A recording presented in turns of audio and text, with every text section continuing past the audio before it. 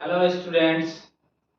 आज फिर real number के टाइप 2 में रिवीजन जो चल रहा है उसके टाइप 2 में आपको मैं लेके आ रहा हूँ। जो टाइप 2 है, याद होगा आपको, यूक्लिड भाग लेमा। लेमा क्या बताए थे? एक कथन होता है, एक गणितीय कथन होता है जिसको सिद्ध नहीं कर सकते हैं, लेकिन किसी दूसरे कथन को सिद्ध करने में उसकी सहायता लेते हैं। याद है आपको? तो बस टाइप 2 जो है वही है, यूक्लिड भाग लेमा के प्रयोग से किसी दूसरे कथन को आप कैसे सिद्ध करेंगे। जैसे मैं आपके पास एक ऐसा कथन मैं लाया हूं जिसमें लिखा है, देखिए, दर्शाइए कि कोई धन पूर्णांक 2q या 2q प्लस 1 के रूप का होता है, जहां q एक क्या है? पूर्णांक है। q एक धन पूर्णांक है। q एक क्या है? धन पूर्णांक है। ठीक है, आप समझ रहे हैं? क्या दर्शाना है कि कोई धन पूर्णांक, कोई धन पूर्णांक। धन पूर्णांक कहां से शुरू होता है? 1 2 3 4 5 6 7 8 9 10, ये सब पूरा आगे तक चलते जाइए, ये आपका क्या है? धन पूर्णांक है। तो वो जो कोई धन पूर्णांक है या तो 2q या 2q प्लस 1 के रूप का होता है। तो कोई धन पूर्णांक के बारे में बोल रहा है, कोई धन पूर्णांक। आप किसके बारे में बोल रहा है हमको नहीं मालूम है। वो 1 के बारे में बोल रहा है, 4 के बारे में बोल रहा है, 20 के बारे में बोल रहा है, 40 के बारे में बोल रहा है, किसके बारे में बोल रहा है नहीं पता। लेकिन कैसा दिखता है कोई धन पूर्णांक? या तो आपको 2q के रूप का दिखता है या 2q प्लस 1 के रूप का दिखता है। ये बात पहले फील करना है, उसके बाद मैं बताऊंगा कि कैसे इसको दर्शाना है ताकि आपको बोर्ड परीक्षा में नंबर मिले। पहले आप फील करो। जैसे कोई धन पूर्णांक या तो 2q या तो 2q प्लस 1, दोनों एक साथ नहीं दिखेगा, कोई दोनों में से एक दिखेगा। पहले तुम 2q को समझो क्या है। 2q एक नंबर है। 2q क्या है? एक संख्या है, जो कि देखो, याद करो, तुमको यूक्लिड भाग लेमा तुमको पढ़ाया गया था, याद करो। इधर देखो, a बराबर बी क्यू प्लस आर, याद आया? a बराबर बी क्यू प्लस आर। तो a कोई संख्या है जिसको किससे भाग दिया जा रहा है? b से, और भागफल क्या आ रहा है? q, और शेषफल क्या बच रहा है? r। भाज्य बराबर भाजक गुना भागफल जो शेष, यही आपका भाग लेमा था। अब इसको तुम इससे कंपेयर करो कि 2q लिखा हुआ है, तो कोई संख्या, कोई भी संख्या है जो जो किससे भाग दिया जाना है? 2 से। देखो, अब भागफल कितना आना है? q, और शेषफल कुछ नहीं है तो कितना आ रहा है? 0। यानी कोई संख्या अगर 2 से भाग लग जा रहा है तो वो किस रूप में दिखेगा? 2q के रूप में। यानी वो संख्या कौन सा होगा? वो संख्या होगा आपका बच्चों सम संख्या। सम संख्या जो 2 से पूरा पूरा भाग लग जाए। तो 2q मतलब क्या हुआ? यहां से तुम इसको कंपेयर करके देखो, ये 2q कोई संख्या है प्लस r। r के बदले में कोई नहीं लिखा है, इसका मतलब r का वैल्यू कितना है? 0 है। ये किसको डिनोट कर रहा है? ये वो सभी सम संख्या को डिनोट कर रहा है जो कि धन पूर्णांक है। सभी सम संख्या, जैसे 2, जैसे कोई संख्या है 2, तो वो किस रूप का दिखेगा? इस रूप का या इस रूप का? तो 2 जो है आपको देखो 2 into 1, मतलब 2 जो है 2 से भाग देने पर कितना भागफल आएगा? 1। 2 से भाग देने पर कितना भागफल आएगा? 1। तो 2 into 1 2q रूप का हो गया। और अब तुम संख्या ले लो 3, क्या ले लो? 3, मान लो 3 ले लो, 3 ले लो। तो 3 जो संख्या है वो देखो तो 2 से भाग लगाओ इसको, तो कितना शेषफल बचेगा? 1। तो कितना शेषफल बचेगा? देखो, 2 से भाग लगाया गया, एक संख्या है 3 जिसको 2 से भाग लगाया गया, और भागफल कितना आया? 1, और शेषफल कितना आया? 1। यानी 3 जो है किस रूप का है? तो 2q प्लस 1 के रूप का है। वही 4 किस रूप का है? 4, तो 4 जो है आपका वही 2q रूप का है। 5 किस रूप का है? तो 5 को देखो 2 से भाग लगाने में शेषफल कितना बचेगा? 1। तो 5 किस रूप का है? 2q प्लस 1 के रूप का है। अब जब तुम इतना बात समझ गए हो, इतना बात समझ गए हो, तो बताओ कि अगर 10 के बारे में बताया जाए कि 10 क्या, 10 किस रूप का दिखेगा? कोई धन पूर्णांक 10 है तो उस किस रूप का दिखेगा? इस रूप का या इस रूप का? 2q रूप का या 2q प्लस 1 का रूप का? तो आपका सीधा सा आंसर होगा कि 10 जो है 2q के रूप का होगा। क्यों? क्योंकि इसको 2 से भाग देने पर कितना भागफल आएगा 5 और शेषफल कितना आएगा 0, तो वो दिखेगा 2q के रूप का। यही हम कहेंगे 21, कोई धन पूर्णांक है 21, 21 किस रूप का दिखेगा? तो तुम कहेगा सर 21 2q + 1 के रूप का जैसा होगा। कैसे? क्योंकि 2 से डिवीजन करो, कितना बार में लगेगा 10 बार में लगेगा, भागफल q की जगह कितना हो गया 10, लेकिन शेषफल कितना होगा 1, यानी 21 भी आपका किस रूप का दिखेगा 2q + 1। यानी जितने सम संख्याएं हैं वो किस रूप का दिखेगा 2q, और जितने विषम संख्या है वो किसके रूप का दिखेगा 2q + 1। अब आपका जो धन पूर्णांक है या तो सम है या तो विषम है। अगर सम है तो इस दोनों में से कौन सा रूप दिखेगा 2q, और अगर विषम है तो इस दोनों में से कौन सा रूप दिखेगा 2q + 1।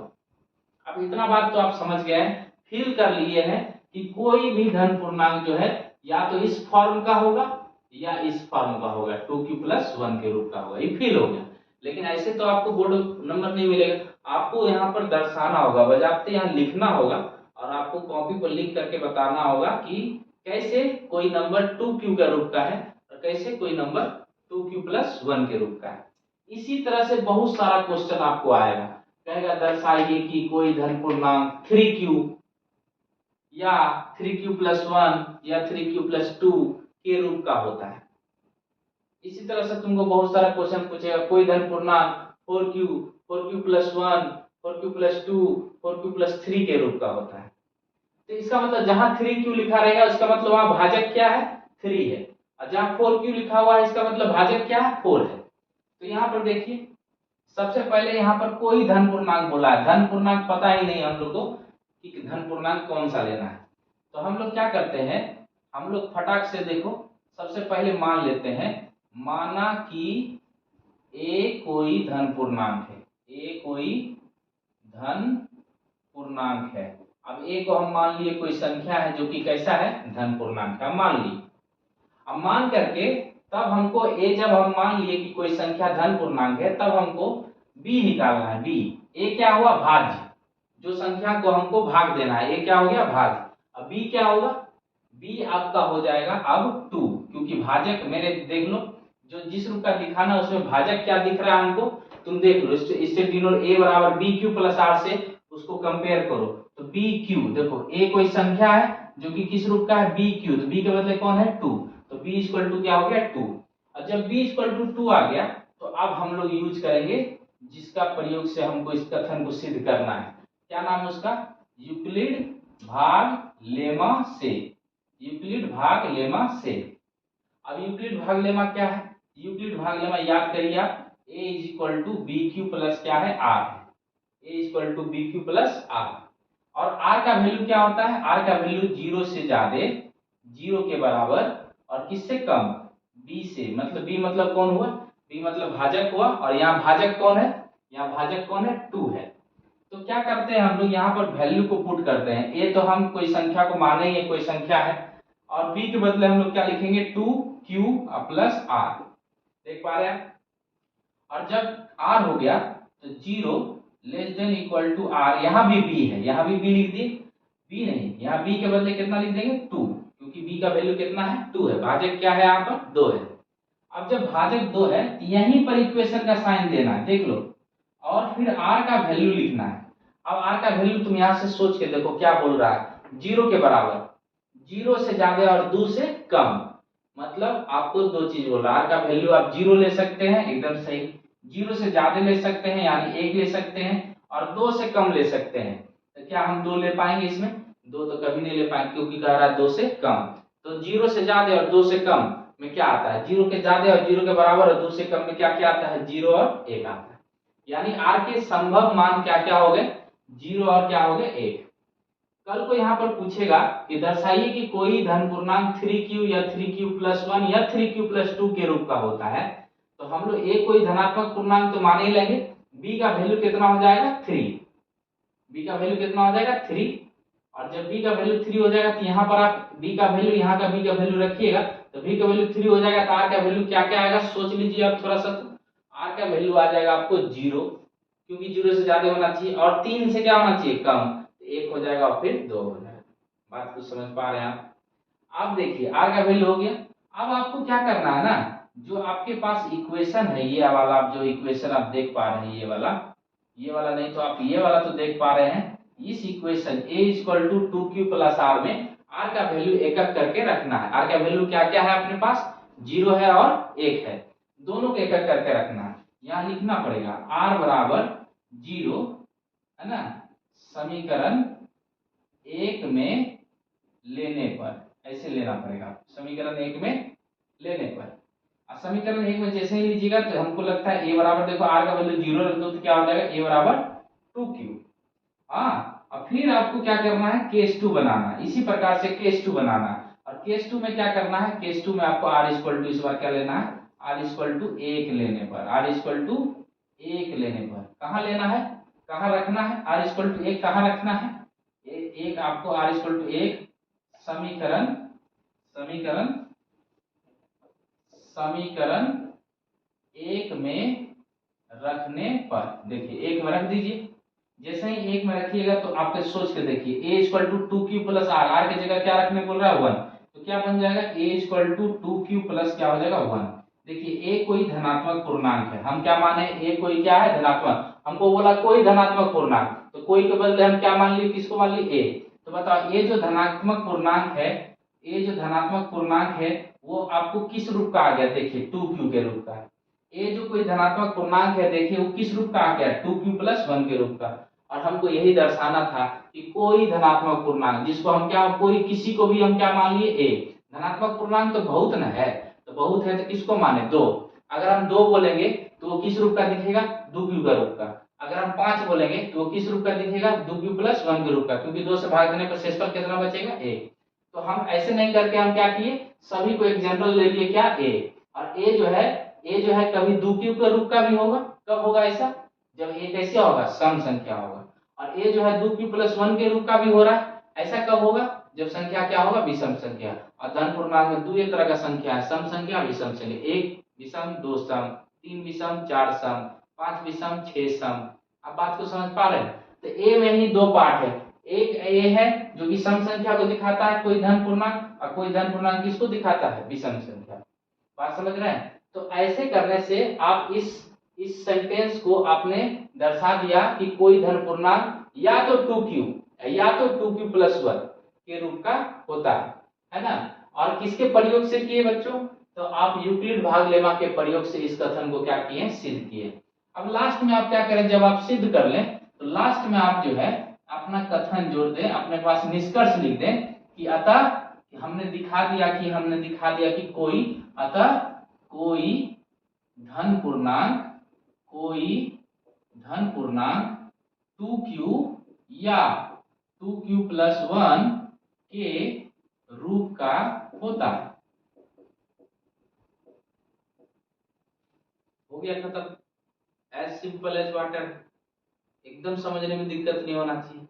आपको हम बता दें ये इस क्वेश्चन से बिहार बोर्ड में इस तरह के क्वेश्चन से बहुत कम ही आते हैं, लेकिन आपको पढ़ाना जरूरी है, क्योंकि अगर आ गया तो आपको बनाना पड़ेगा।